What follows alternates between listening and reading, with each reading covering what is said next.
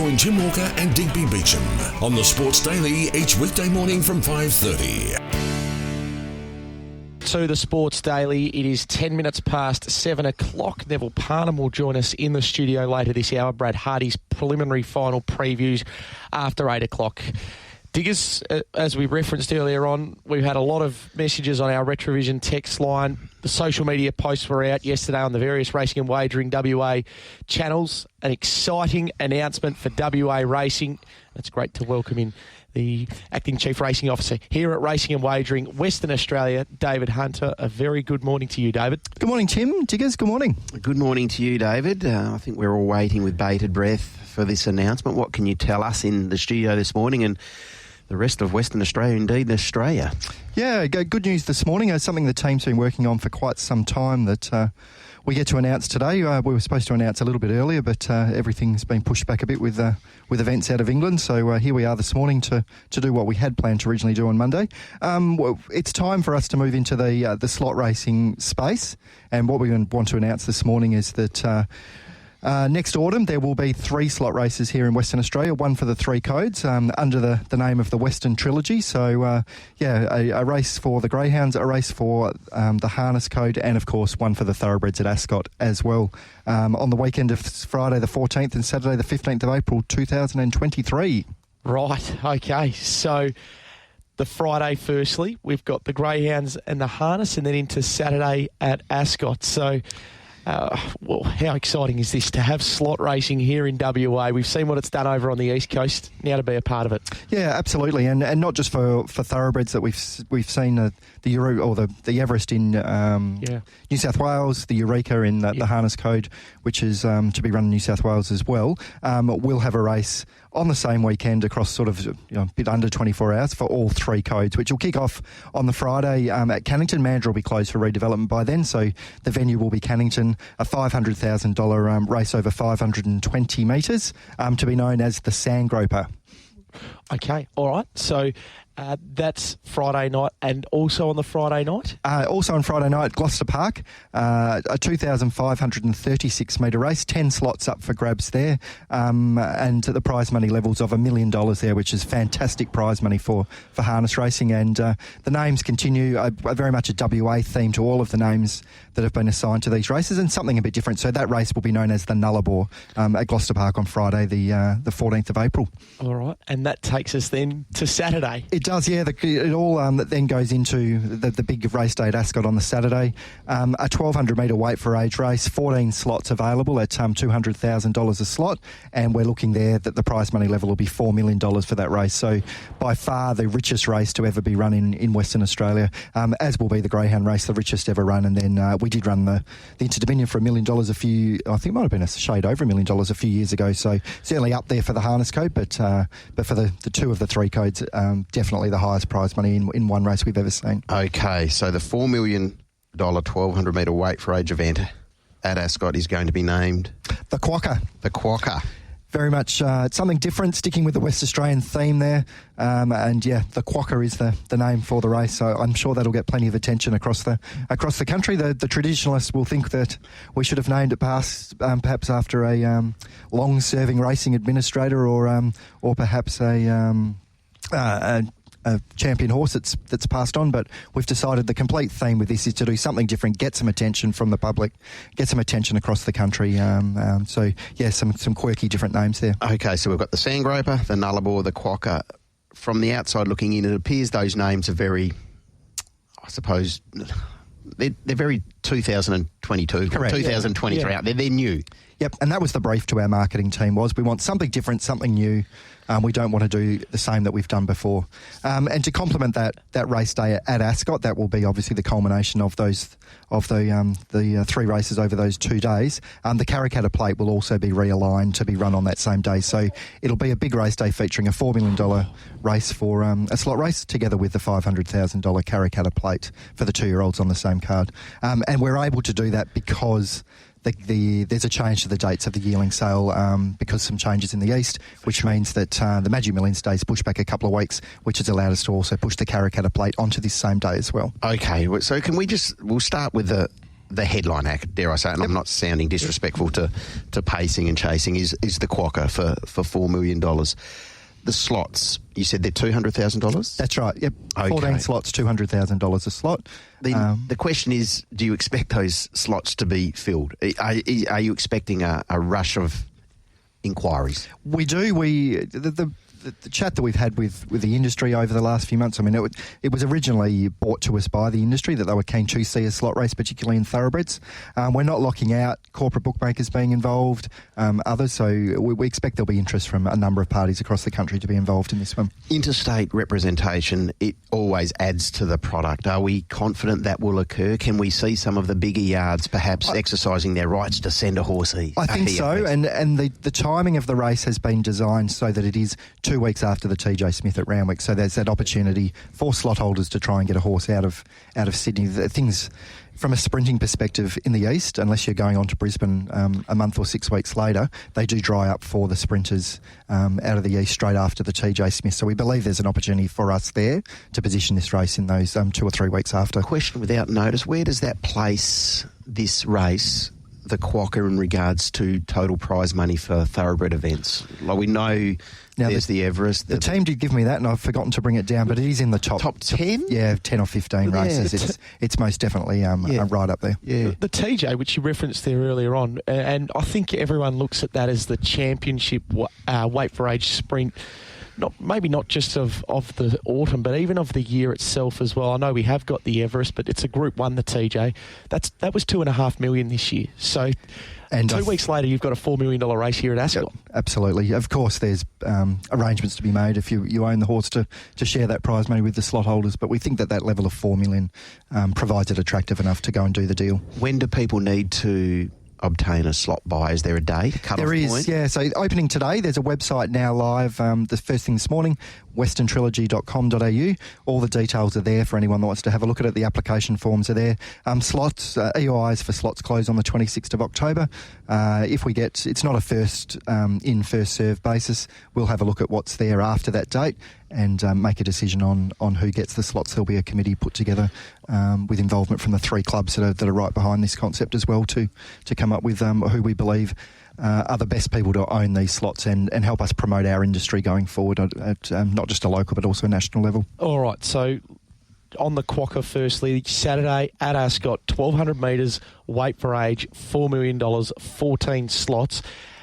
What does it look like then for the rest of the winter weight for age series, which we've got, and which also takes in the Northern Stakes as well? It does, yeah. So this was very much in our thinking when we were designing this. There was thoughts of putting something into the summertime, but we think we've got the summer covered quite well with the addition of that 1,400 metre race, the extra prize money.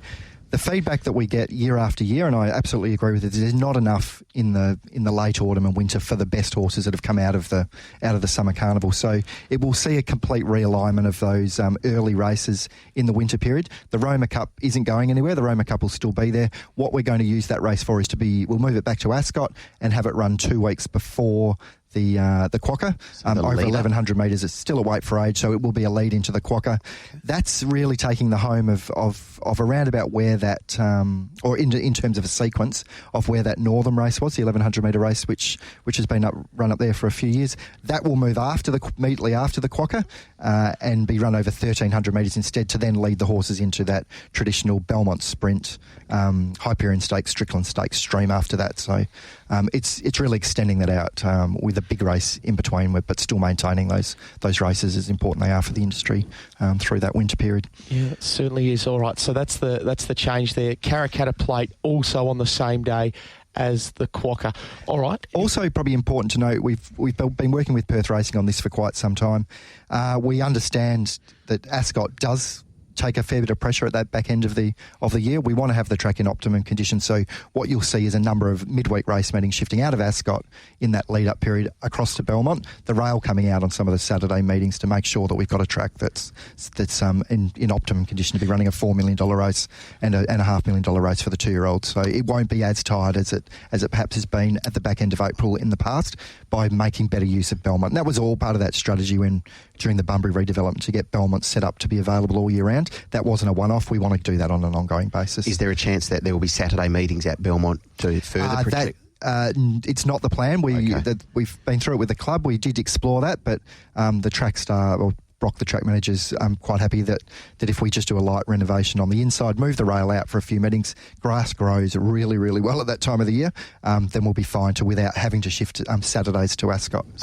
From Ascot to Belmont. We'll just concentrate on all those midweek meetings coming out of there and making better use of that 33 metres on the Saturdays for a couple of months. Smart. Just to clarify, there's a message that has come through on our Retrovision text line here, the Karrakatta plate being on the same day. Yep. Just recap what it means for the Oaks and the Derby in that time as well. Yeah, so they'll pretty much be run where they've always been, but they'll be, I think the last several years the Karrakatta plate's been first in the sequence. It's been Karrakatta, Oaks, Derby. Yep. Instead it'll be Oaks, another race in between, which I can't recall, Derby, so still that 2-week gap, and then that'll culminate straight into the Quokka and the Karrakatta the following week. It's a seriously souped up autumn, isn't it? Yeah, well, autumn's been a bit of a letdown for us for quite some time, so we are going to throw everything we possibly can at it to have an enormous day in the autumn before we pack up at Ascot and head to Belmont for those winter months, which I think we'll all agree aren't as quite as exciting as those 6 or 7 months we have at Ascot each year.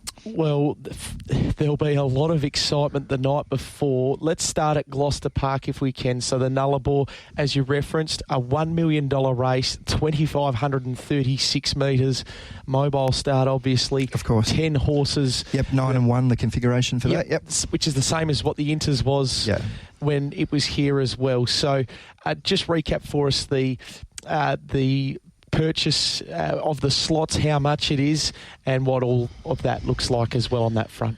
Yeah, so $70,000 slots for the Nullarbor in that code.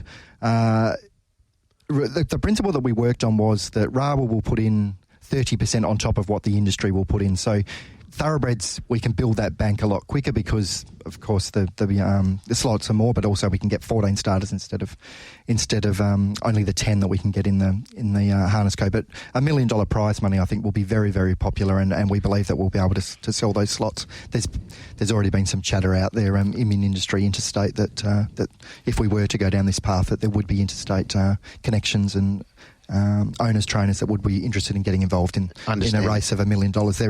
There aren't many of them in that code in this country, so I think there'll be great interest in getting hold of those slots to be part of this. Understandably so, and you referenced earlier, David, in regards to the Inters perhaps being just in excess of $1 million more recently. Tim, where does this place this race, the Nullarbor, in the grand scheme of things, prize money wise? We've referenced the Eureka already this morning, but the Inters now is $500,000. Correct, it's significantly less. So I think it's in the top 2 or 3. Yep. It's the Miracle Mile, I think, is around the $1 million mark. So I can't think of another one that would be higher than this in that code. That's incredible. It is interest levels. Your gut feel in regards to locals, and David quite rightly has mentioned that there's interstate interest. Already had a message here that there's East Coast people listening into this morning and already interest in an East Coast slot. So we'll have the biggest names in harness racing here. I'm absolutely sure of that.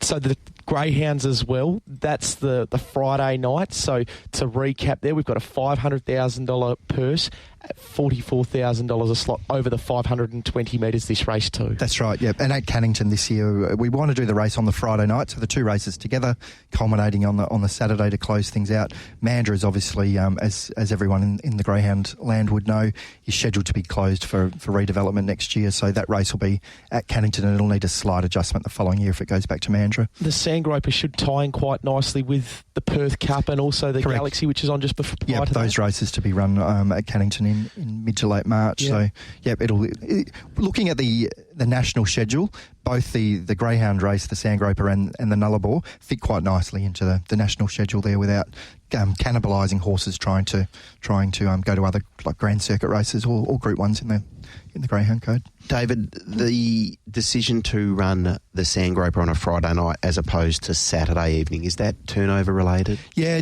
probably 2 reasons. One is in greyhounds, or in the wagering markets, Friday nights is a considerably bigger wagering night than Saturday nights, and we believe we will get a better return out of the Friday night, but also the interest we can create by running the Nullarbor and the Sandgroper alongside each other with some support from Sky, we think we'll do quite well.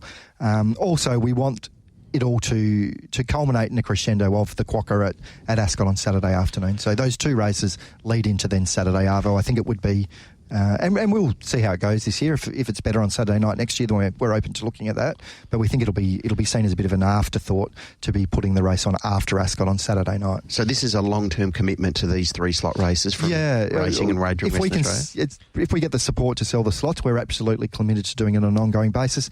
I think the Everest and the Eureka may well be the same. You're required to commit for 3 years. Yes. That isn't the requirement here. We don't want to scare anyone away by having to make a $600,000 commitment for the Quokka.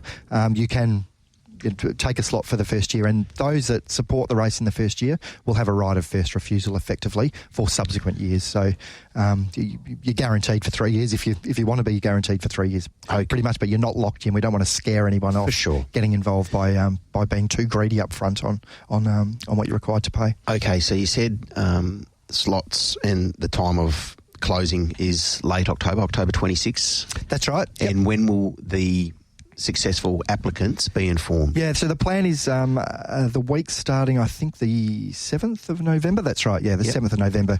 If you hadn't sold all the slots, you may need to extend that slightly, and I think we may have seen that with the Eureka, but push back slightly. But our plan, and we believe we will be able to sell the slots, would be close them on the 26th. We've got time to test them, and in the week leading up to the Tab Touch Placid Arc Stakes at Ascot, we would have an event to launch the Pinnacles, but also announce the slot holders at that same event. It's seriously exciting. Oh, yeah, it's so good. Yeah, absolutely. So very exciting, Diggers. You're spot on. And our Retrovision text line is going nuts. There's some questions here that I'll put to you. There might be some that we're still working through, but there's one here. Is there a limit on the number of slots that a person can buy, one individual or one group, if you'd like to put a group together?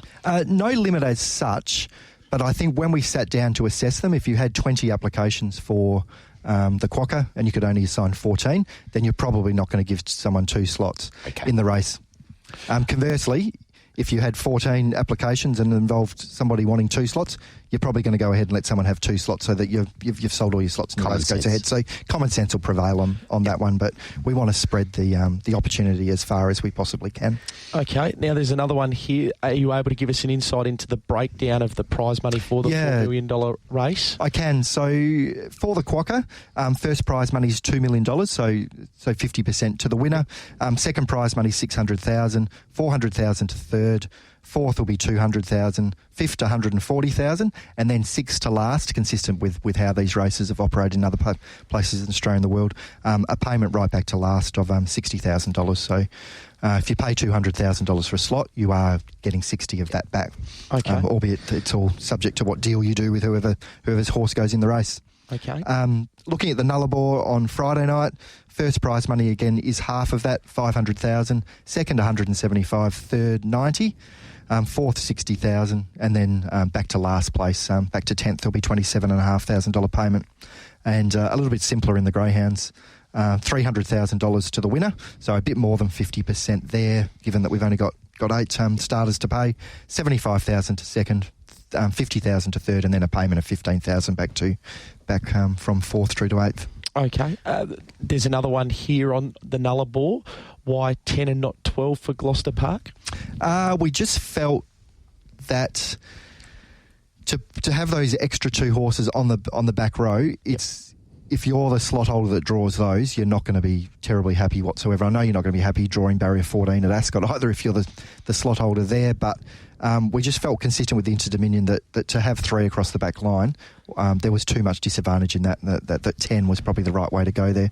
And looking forward, when Gloucester Park is redeveloped, the plan is to have 10 across the front as that track's widened. So longer term, we don't expect to have 12 runners at Gloucester Park on a regular basis. The plan is very much to have that single line 10 across the front configuration longer term. All right, we are coming up to the 7:30 traffic, so let's recap what we've learnt, because there is a lot to take in and there's going to be more questions that I'm sure we'll have from our listeners that we'll be able to direct to you and hopefully get a bit more clarification as well. So the Sandgroper firstly on Friday, April 14 at Cannington. Take note, Friday night at Cannington, a $500,000 purse, and it's $44,000 a slot. Spot on.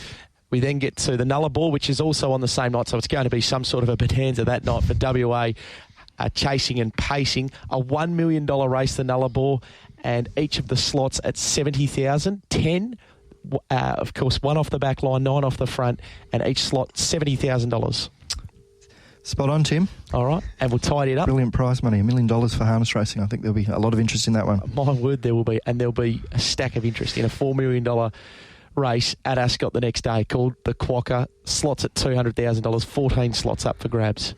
Yeah, and all sponsored, the entire series, all sponsored by Tab Touch this year in the first year of the event. So I must thank the Tab Touch team who have got behind this and sponsored all it'll be the Tab Touch Western Trilogy and the Tab Touch Quokka, the Tab Touch Sandgroper, the Tab Touch Nullarbor, the brand that it is ours at the moment, albeit it might not be in 12 or 18 months' time. But something the TAB has supported West Australian racing for the last since the 1960s, yep.